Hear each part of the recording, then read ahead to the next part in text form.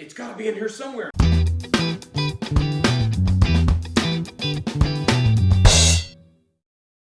Welcome back to Family Tanks. I'm Zosia. I'm Scott. And it's Froggy Friday. It is Dart Frog Friday. And we're here with Petunia and Vernon.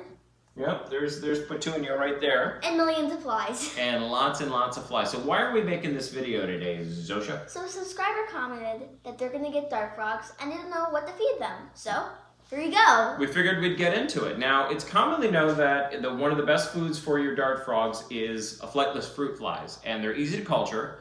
But Zosia, let me know what you think. But I think one of the primary reasons why people are a little freaked out about getting frogs is they don't know if they want to deal with making cultures of flies, right? And actually, we'll tell you the truth, it's super simple. It's super easy, and it's nothing to be freaked out about. So before we get into it, take a moment, please subscribe to our channel. It really helps support what we do. Yes. And we'd love to make more content for you, and we definitely would love to get into different things. Maybe we're talking about doing thumbnails and some other things. So the way to do that is to subscribe. It's free to you and it means the world to us, right? Yes. So let's get into it. So we have 3 cups up here. Zosia, why don't you tell us what's going on with these? So these are basically the different ages and lengths of fly cultures. Almost like a life cycle of a fly culture, basically. right? Mm-hmm. So this one we have from April 24th. Yep, and you can see it's a little darker. It's darker. A little grosser. You can see some movement. Yep, there's a few flies still in there, but it is peaked and it is beginning to taper. And April 24th we are filming this today on June 6th, right? So it gives you an idea of about how long that takes for this to get to, like I said, this is in its last throes, if you will. Now, what about this one in the middle? So this one is only from a month ago, basically, and 1 week after a month. So it's 3 weeks ago where we made this, and it's going great. It's full of flies, and this is basically where we harvest the flies for our next culture, which is this one empty container right here. That's exactly right. So this one, we labeled them all, was done on May 16th, and it is just now peaking. So it's just getting to the point where it's at its maximum production, right?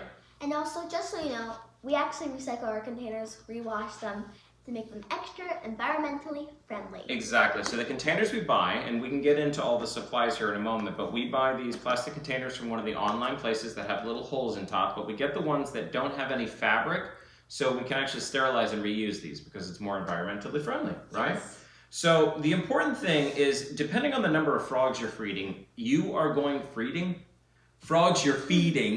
you're going to need to experiment a little bit with how often you start a new fly culture to make sure you always have flies. Yes. So when we first started, Zosia, do you remember when we first brought these guys home, do you remember how often we were starting a fly culture? Well, actually, we didn't make one. Well, we bought the first one.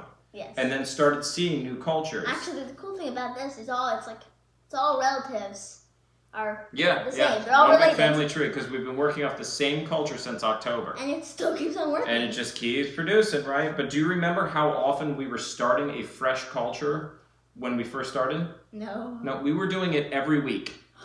Well, here's the thing, and this is my recommendation, and it was way too much. We had flies coming out of our ears, right? But, not literally, but here's the important thing.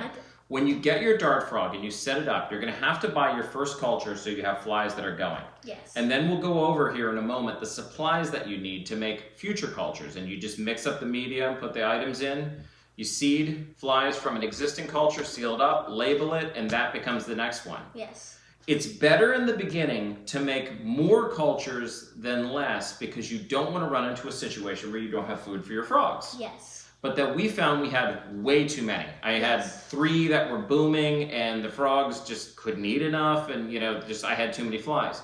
So we brought that down and we found that once every 3 weeks is perfect for our 2 adult Dendrobates tinctorius robertos frogs. And that's what works for us and our frogs. Yes. If you have more frogs, if you have fewer frogs, if you have different kinds of frogs, that might change. But if you're first getting into it, make a culture a little bit more often. Once a week is a good starting point.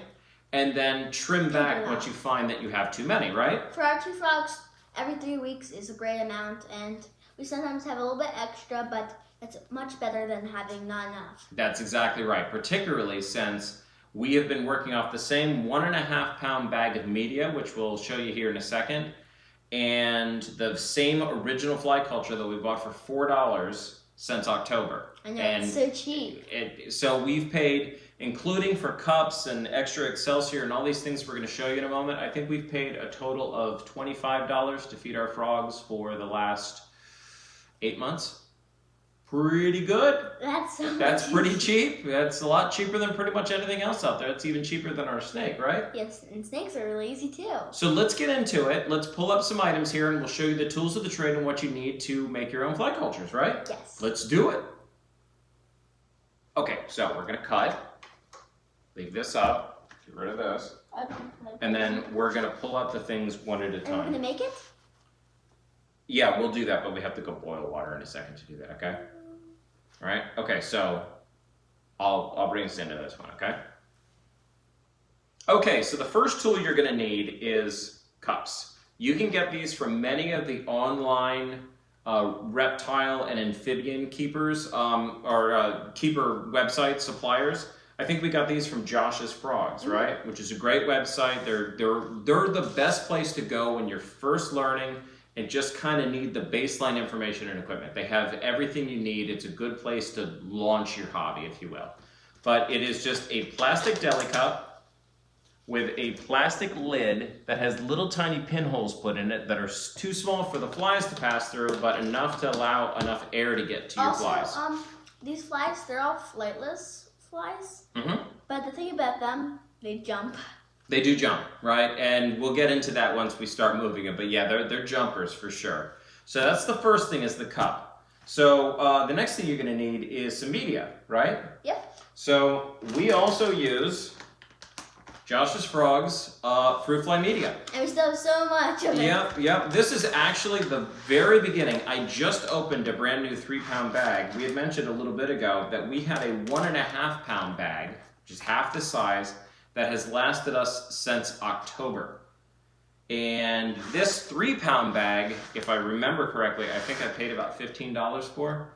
It's not an expensive thing. So anyway, the media is made up of, it's a proprietary blend, but it smells of cinnamon. They put a little cinnamon in there, which is actually, I believe, an antimicrobial or antifungal to make sure the cultures don't crash from something like that.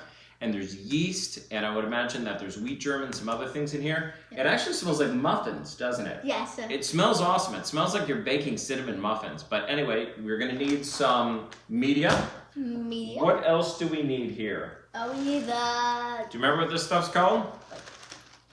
I'm going to pull some out here. Isn't it called like bird's nests? This is called Excelsior.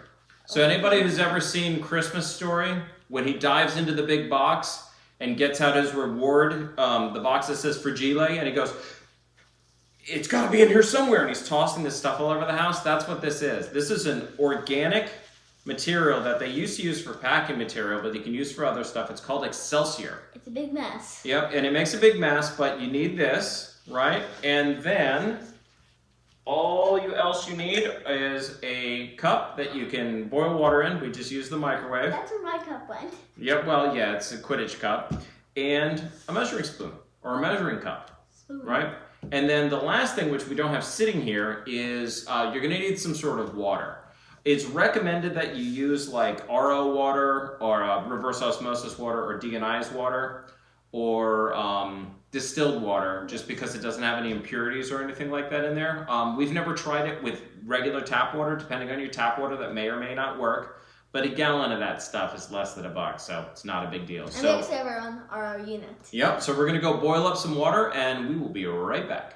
Okay, so we've got our boiled water here, and I actually just use a dull kitchen knife. I think it's a good stirrer for this. But Zosia, why don't you read the package and let us know what the proportions are. Mix 3/4 cup of boiling RO water / bottled water with a ½ cup of media.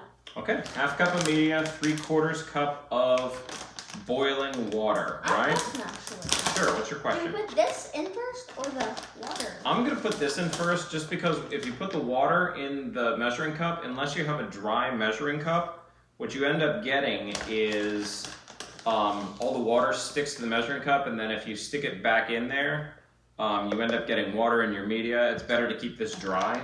So I just put the media in first and give it a good stir, okay? So that's a half cup of media. And let me do this part because this is the boiling water, and I'm sure I'm gonna spill a little bit. That's why I put the paper towel there. That's why I put the paper towel there, because it's not a cup that pours really well, but that's okay. We just dedicated this totally rad Quidditch coffee mug. Okay, 3/4 cup of that, and then just give it a, yeah, sure. Just be careful because it's boiling hot, okay? Can you hold it? And I can just use the knife. Yeah. Knife. And give it a good give it a good stir. It looks like applesauce. Yeah, it smells amazing, and you just want to stir it until you don't see any dry stuff. It smells like cinnamon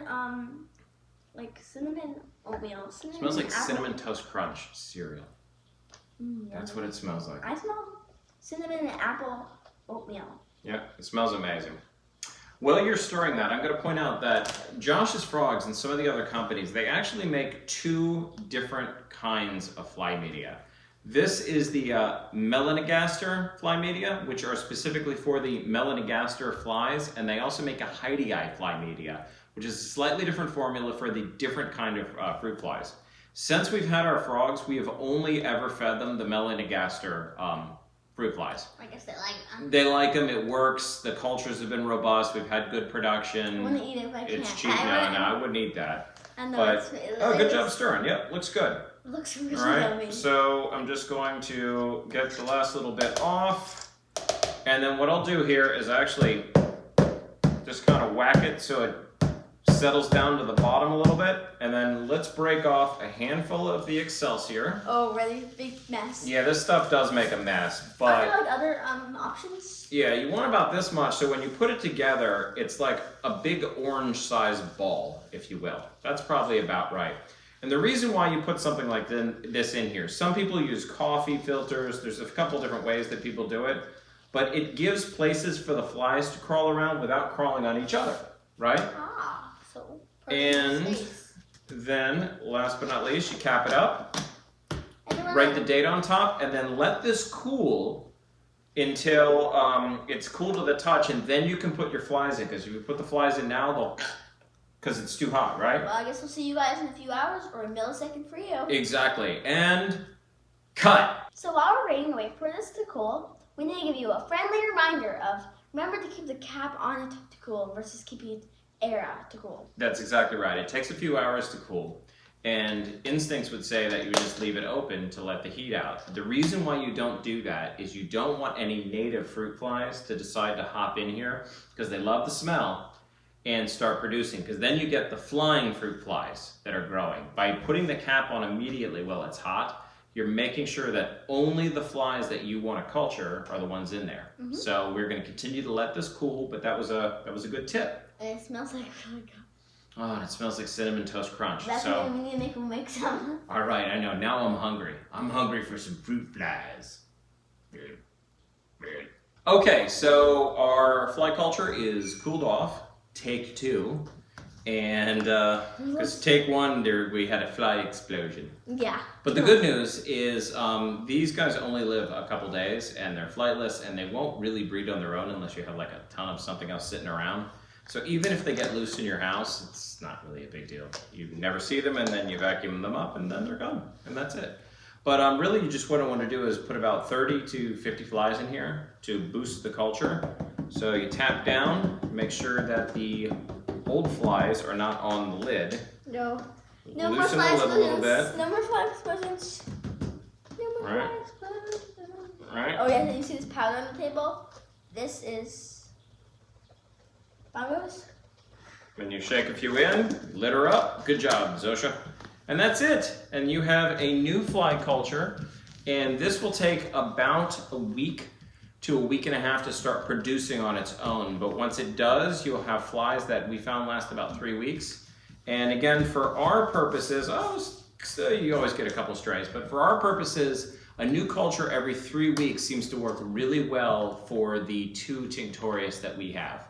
But again, like we said, our recommendation is to, when you first start, make a culture every week and then go from there, because Yes. it's easier to have too many flies than too few.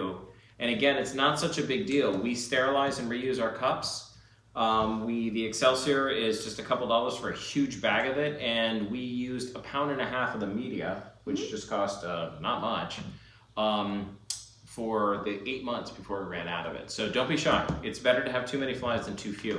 Wow. But we have them labeled to set it aside, and you just continue to work on your old culture until you're done. And that is how you frog fly cultures. Yes. Frog fly culture. Fridays. Friday frog fly flippity doo dah, right? Anyway, thank you. If you like this content and you want to see some more things about dart frogs or our ball python or our aquariums, make sure that you subscribe and help support our channel. It means the world to us, and we'll catch you next time, right? Thank you for watching. See ya. Bye-bye.